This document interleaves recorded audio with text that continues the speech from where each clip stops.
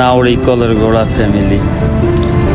আসলে তোমাদের সবাইকে একসাথে দেখে সব কিছু সুন্দরভাবে সম্পূর্ণ করতে দেখে অনেক খুশি হয়েছি।